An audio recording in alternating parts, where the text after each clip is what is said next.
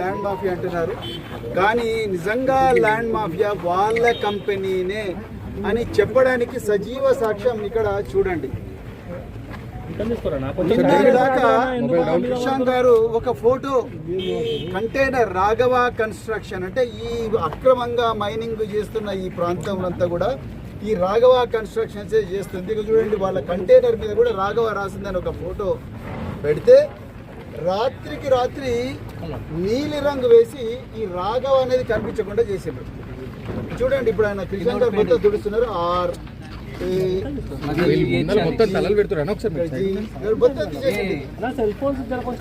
తెలంగాణలో ఫోరెన్సిక్ అధికారులు, లేకపోతే స్థానిక శంషాబాద్ పోలీసులు, లేకపోతే ఆర్జీఐఏ పోలీసులు, దయచేసి మీరు వచ్చి చూడండి. ఈ పెయింట్ ఫ్రెష్గా వేసిన పెయింట్, ఇక్కడ క్లియర్గా రాఘవ అని రాసున్నది. మొత్తం కూడా పెయింట్ పడున్నది. అయ్యా పొంగులేటి శ్రీనివాసరెడ్డి గారు, మీరు తప్పు చేయకపోతే రాత్రి దీని రాఘవ మీద బ్లూ పెయింట్ నీలి రంగు కలర్ వేయాల్సిన అవసరం ఏమున్నది? ఈరోజు ఈ క్రషర్ బంద్ చేయాల్సిన అవసరం ఏమున్నది? మీ ఇక్కడ పనిచేసే ఎంప్లాయీస్ అందరూ పారిపోవాల్సిన అవసరం ఏమున్నది?